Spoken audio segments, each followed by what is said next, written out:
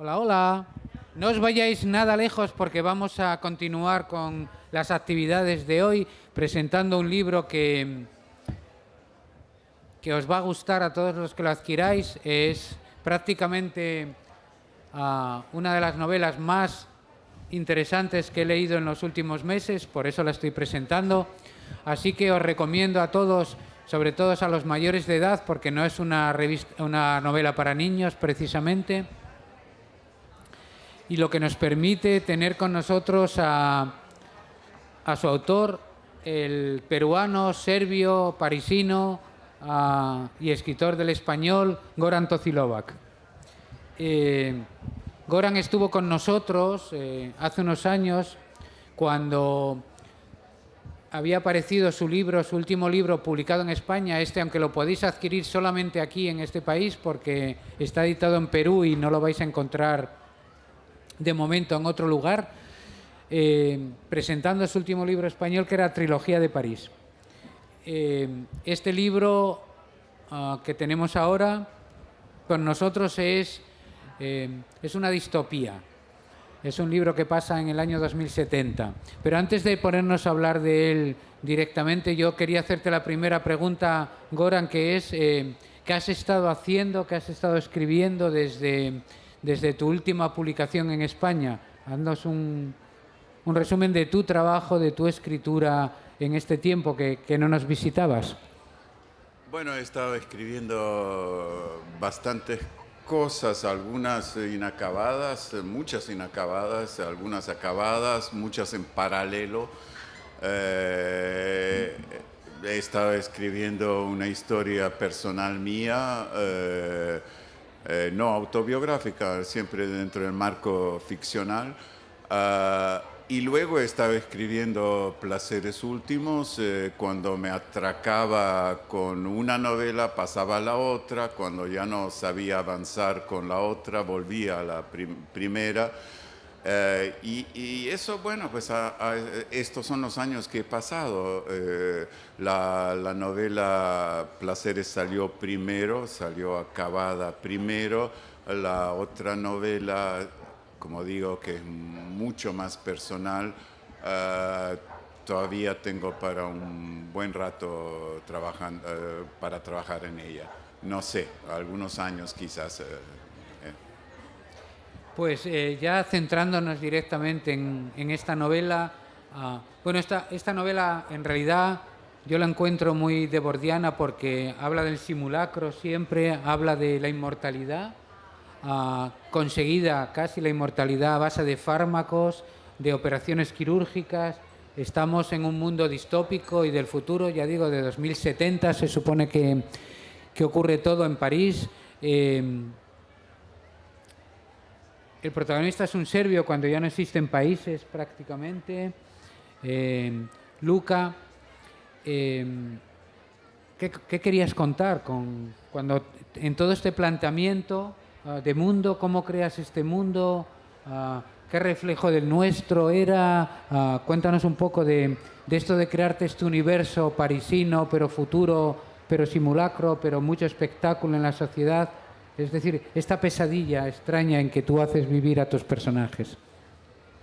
Bueno, evidentemente sí, la acción transcurre en París, pero bueno, es un París que no es lo que vemos y lo que imaginamos ahora. Es un París dentro de 50 años y lo que va a ser, lo que van a ser las grandes ciudades también, no solo París. O sea, es un mundo inhóspito. Es un mundo inhóspito tal como nosotros lo podemos ver hoy en día. Las noticias no son buenas, lamentablemente, y eso, bueno, se confirma hoy en día cada vez más. Vamos mal y vamos a ir peor. Entonces, pero bueno, eso yo no estoy lanzando un mensaje político, no directamente. Esto es una ficción. Una ficción, hay personajes, dices tú, el personaje principal, bueno, no es ni serbio ni yugoslavo, sino balcánico más bien, en un momento en que en la novela aparece como que han desaparecido los países. Hay regiones, el sur, norte, el centro, pero ya los países como tales no cuentan o cuentan muy poco. Es más una nostalgia de lo que era pertenecer a un país, si no son regiones. Y bueno, hablo de esta región inhóspita de los Balcanes que evidentemente emigran hacia el centro, suponiendo que en ese momento París sea un centro. En todo caso, estos personajes aparecen en un contexto dado. El contexto es, y de eso trata la novela básicamente, ¿no? Es una novela de ficción porno. Porno no, el porno es básicamente cinematográfico, entendámoslo. A nivel literario no. Es una novela porno. Ya, a nivel literario el porno nunca ha cuajado realmente. Porno, ¿por qué? Porque es un grupo de actores pornográficos de la época de oro que decide realizar una última película porno, la madre de todas las películas porno, en que van a estar todas las artes que ellos han vivido y conocido y que quieren legar a la humanidad, porque bueno, es un momento en que ya el sexo no interesa a nadie por muchas razones y ellos quieren dejar un legado. Ahora bien, ahí nos adentramos un poco en la historia del porno y eso es lo que me interesó trabajar también. El porno de los años 70, que es lo que se llama ahora el porno clásico o el porno chic, le dicen en Francia, que es un periodo corto, más o menos son 6, 7 años máximo, del 72 al 78, 9, que se acaba en un momento preciso en que aparecen las videocasetes. Ya no se hace cine porno porque la gente lo que quiere es tener su videocassette y verlo tranquilamente en su casa y que no lo vean entrar al cine. En esa época aparecen cosas realmente impresionantes para la época, lo que nos resulta difícil imaginar hoy en día. No lo imaginamos para nada. Aparece en una de las primeras películas porno, Detrás de la Puerta Verde, un coito interracial directo en Estados Unidos. Ven una mujer blanca y un hombre negro haciendo el amor. Eso en Estados Unidos en los años 70, en épocas de segregaciones fuertes en el sur, pues fue revolucionario, ha cambiado la visión de las cosas, sin hablar ya a un nivel técnico de lo que significaba el cine porno, introdujo cambios mayores que no se conocían hasta entonces. Por ejemplo, había colores psicodélicos que aparecían en las imágenes. Eso en los 70 nadie lo hacía. Había una música excelente, fondo musical profesional, que la gente después compraba el disco. Había un ingeniero de sonido, por ejemplo, en Detrás de la Puerta Verde, que fue un tipo que después trabajó con los grandes, brillante, parecía que estaban en directo. Entonces, esos aportes, en un momento dado, en que aparece también el cuerpo desnudo de hombres y mujeres haciendo el amor, pues bueno, ya imaginan, ya saben todo lo que fue, las prohibiciones, pero me pareció magnífico esa idea de lo que se estaba descubriendo, de lo que en una época, esto no fue el comienzo, digamos que todo esto es un momento de liberación que empezó en los años 60 y que duró hasta los 80, pero un momento de nuevas conquistas, nuevas libertades, nuevas luchas, un momento en que se está acabando Vietnam en Estados Unidos, porque estamos hablando de Estados Unidos, todo esto ocurre en Estados Unidos.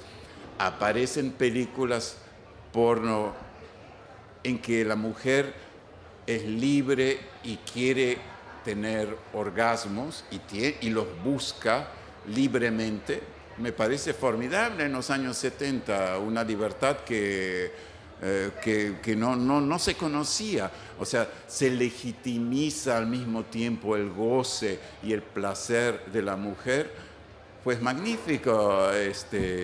Eso fue un poco lo que me interesó, ese mundo de apertura, de libertad, en un momento preciso. Por supuesto, después llegaron todo lo que llegó después. Ahora efectivamente el porno es una industria del ultraliberalismo salvaje. Bueno, eso no es lo que trato yo. Yo hablo de ese movimiento de apertura que también no solo se reflejó en el cine, se reflejó también en la literatura, en la pintura.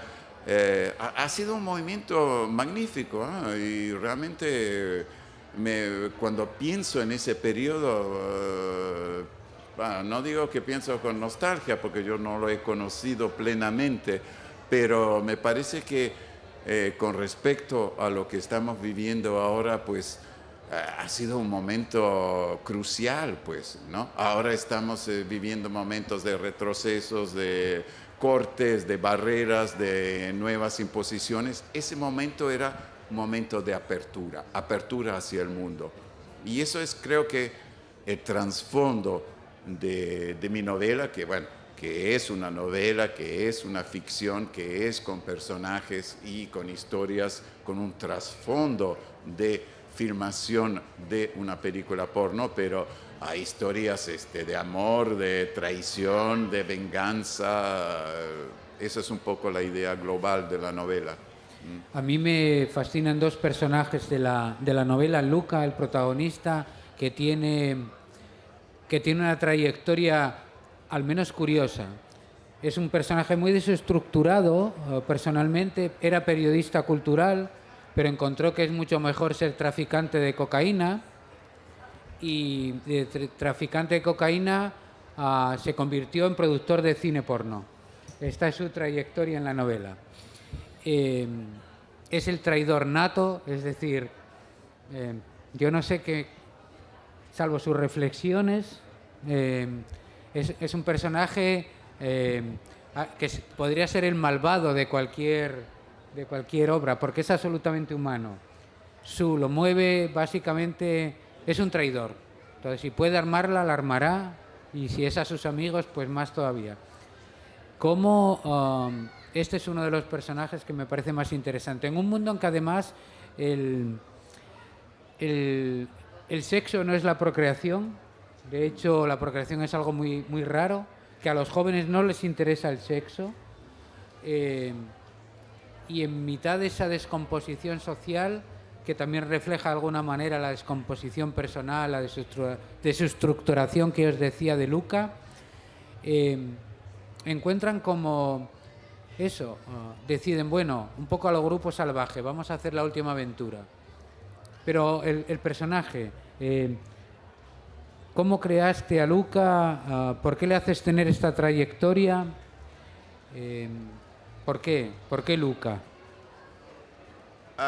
Bueno, sí, es un personaje malvado, traidor, mentiroso, engañador, es lo peor que puede haber, es un personaje negativo.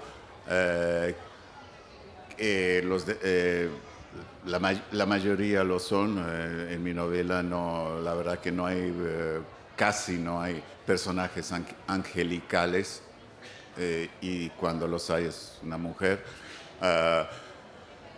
¿Por qué? ¿Cómo? Es difícil decirlo. Es lo que hablo de un fondo de los dos personajes principales, provienen de los Balcanes, han sido amigos íntimos y al final terminan destruyéndose. Entonces, creo que lo que he tratado lo que he visto después, más que nada, es pensar en ese trasfondo balcánico, en que, sobre todo, bueno, en mi caso es las guerras de los 90 en los Balcanes, en que efectivamente amigos íntimos, personajes, personas, vecinos y amigos de toda la vida se terminan matando por un absurdo de identidad. Ni siquiera las guerras balcánicas ni siquiera han sido luchas sociales, ni de clase, ni simplemente una cuestión de identidad. Es una guerra que ha sido creada por una brillante generación de criminales que la montaron. ¿Cómo es posible hacerlo en cualquier momento? Eso ya lo sabemos. Hemos visto el payaso de Johnson aprobar el Brexit, que racionalmente nadie realmente quería. Pero bueno, lo logró porque hizo una campaña con un par de lemas repetidas. Y bueno, se arma la cosa. Las guerras se arman también. Siempre he dicho que entre Francia y Alemania, la gran amistad de los últimos 50 años, eso puede desaparecer en un par de meses. Si encontramos a dos geniales idiotas de cada lado, armamos una guerra por Alsacia, Lorena. Es fácil, el odio es fácil, siempre. Y eso es lo que estamos viviendo acá en Europa. El odio es mucho más fácil que tratar de construir algo diferente. Entonces, estos personajes vienen de ese medio y digamos que siguen prolongando ese encono, esa necesidad de venganza, de ese odiarse a sí mismo, también tratar de perderse. Es un poco eso lo que lo que, bueno, un momento, ese es el fondo mío personal, como decía un amigo, de melancolía y nihilismo balcánico junto con una tristeza andina, es el lado peruano. Sí, entonces, bueno, la parte latinoamericana, sí, claro, del alimento, que es hablar del producto más exportable que tiene. Claro, y hay un episodio en el Perú cuando vienen a buscar la cocaína, un Perú en que es terrible. ¿Cómo me imagino el Perú dentro de 50 años? Háblanos también un poco de esta idea de grupo que se reúne, que en realidad se odian todos unos a otros, pero que conocieron mejores épocas donde todos se hicieron ricos, los actores porno, los directores, los productores, los técnicos, todo el mundo consiguió, pero se quedaron insatisfechos. Y cuando alguien les propone, vamos a hacer la última, ya que no les interesa a nadie, vamos a hacer la mejor película porno que se ha hecho nunca, o sea, tú dices la madre de todas las películas porno. Y se juntan los mejores, que son ellos. No importa que haya pasado el tiempo, porque como es una distopía, en esta distopía te pones de todo, como ahora, pero 70 años en el futuro. Entonces deciden esta batalla perdida de antemano, pero que parece gloriosa, ¿no? Vamos a recuperar el tiempo perdido, vamos a dejar nuestro legado, que hablan continuamente. El legado es hacer la mejor película porno de la historia, en un mundo en el que las películas porno no le interesan a nadie. Y esto enlaza con otra pregunta que te haré luego, que ya habíamos hablado esta mañana en la rueda de prensa. ¿Por qué? Porque esta idea de recuperar lo que ya no tiene sentido. Bueno, eso es también, digamos, lo que nosotros hacemos, ¿no? Creemos en el arte, en nuestro arte, en el caso nuestro es la ficción, es la palabra. ¿Por qué no imaginar que ellos también crearon un arte cinematográfico, visual, y que la idea de dejar un legado, eso es lo que hacemos, dejamos las cosas, poco importa lo que realmente queda, al final tampoco queda gran cosa, pero queremos dejar algo en lo que hemos creído. Ese es un poco el fondo de estos actores que sí son ricos, pero no basta porque, bueno, se han esforzado en hacer otra cosa que no ha sido reconocida o ha sido muy olvidada. Y yo no sé si originalmente esa fue la idea de los primeros de los años 70, lo dudo. Era una historia de plata. Por ejemplo, la actriz principal de Detrás de la Puerta Verde, Behind the Green Door, en el año 72, Marilyn Chambers, tuvo la brillante idea de, como no pagaban mucho, pidió un porcentaje. Le dieron un porcentaje de la película y terminó millonaria. Pero sin pensarlo, simplemente porque los que lo hicieron, los hermanos Mitchell, tenían una especie de show en Los Ángeles, un poco de striptease, y deciden, bueno, tenían aparte unas cabinas en que proyectaban algunas imágenes, dicen, bueno, vamos, ¿por qué no hacemos una película? Hacen la película que resultó no sé cuántos millones, pero al mismo tiempo en un momento, siempre pienso en ese momento, en que no hay que olvidarse, drogas en los 70, el LSD en California, que era barato y de buena calidad, y que se consumía fácilmente alcohol. Los hermanos Mitchell, ¿cómo terminan? Multimillonarios, y al final el hermano menor mata al mayor, porque ya estaba harto de sus borracheras, de que ya estaba delirando demasiado, va con un fusil y lo mata. Es condenado, hace 12 años de cárcel. Ese es el ambiente, pues, ¿no? Ese es el ambiente. Pero en ese momento, justamente, creo que esa es la belleza de ese momento.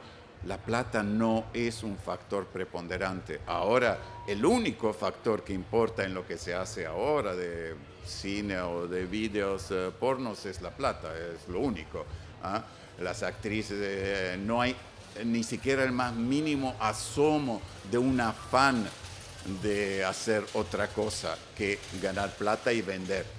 Que sean videos o imágenes o redes tipo YouPorn o Xhamster o lo que sea. Entonces me pareció bonito ese momento. Había digamos, cierta pureza, si hemos de forzar las cosas. Podemos hablar de un momento en que había cierta inocencia, que después, digo, duró lo que duró.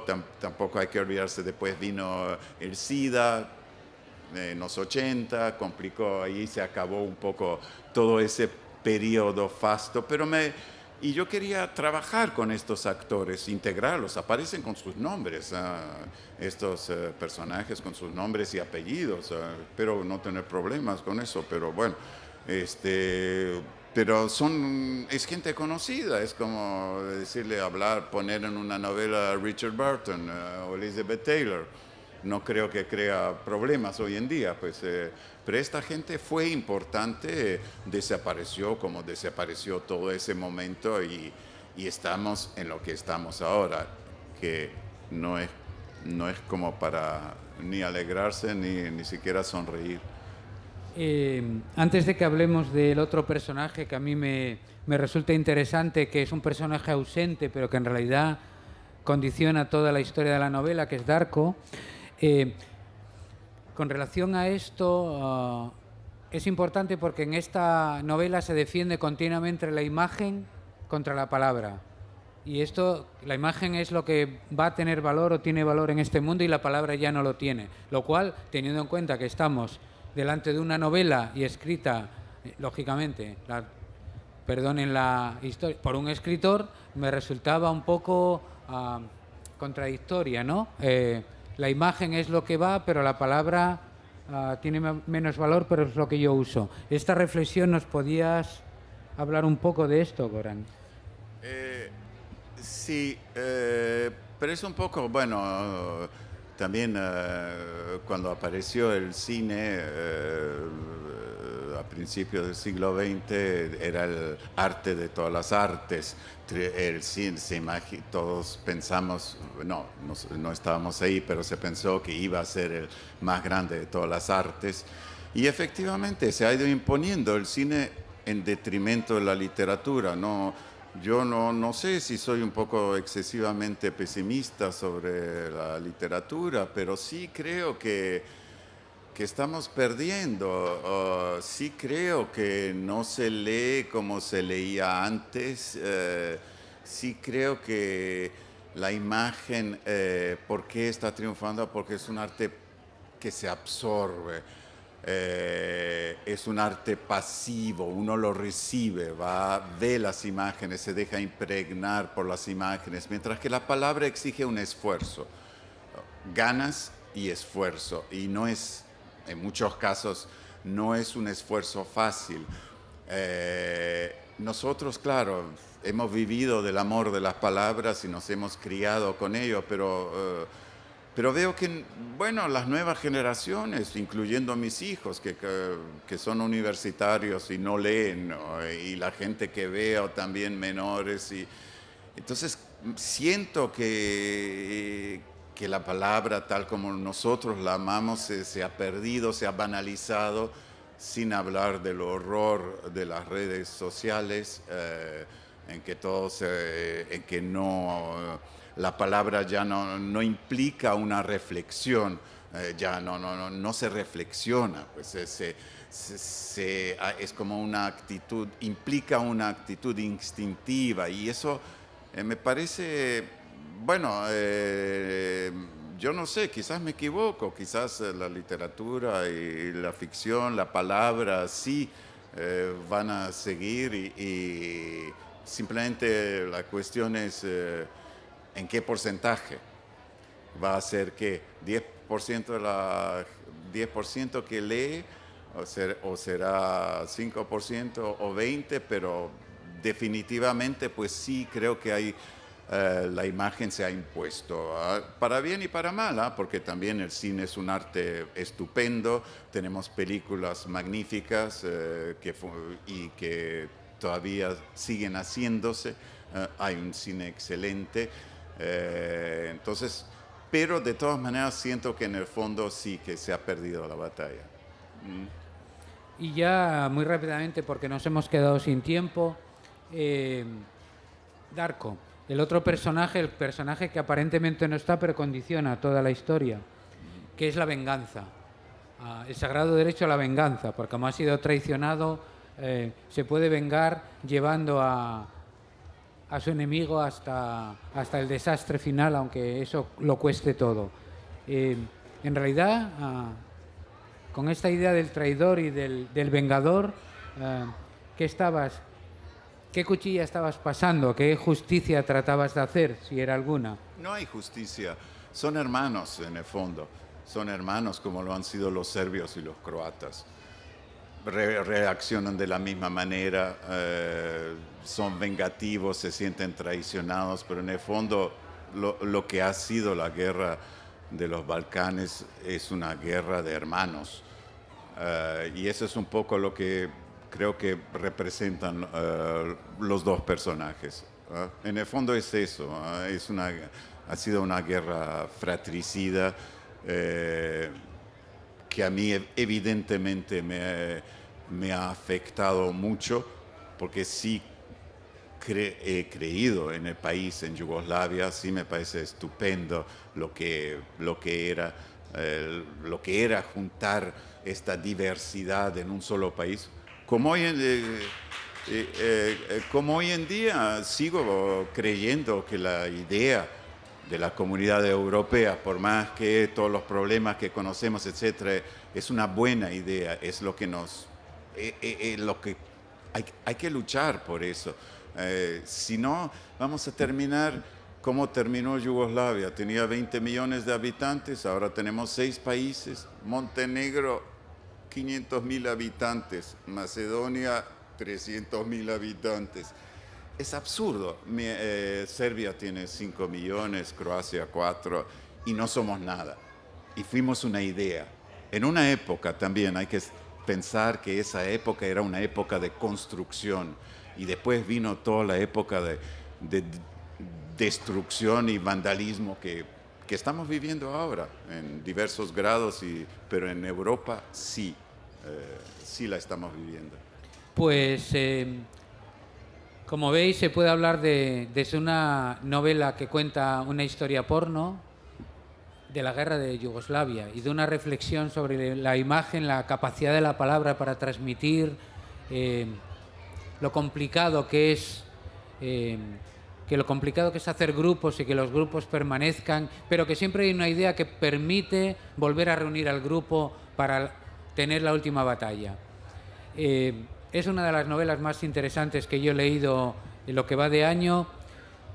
No está publicada en España. Tenéis la oportunidad, pequeñita, porque hay muy pocos ejemplares, de haceros con ella, de que Goran convierta lo que es una mercancía en un fetiche, porque os lo firmará y os lo dedicará, y que merece mucho la pena. Gracias, Goran. Esperamos que pronto tengas tu novela grande y estés con nosotros. Va a estar allí y podéis comprar el libro allí. Muchas gracias. Ya, encantado.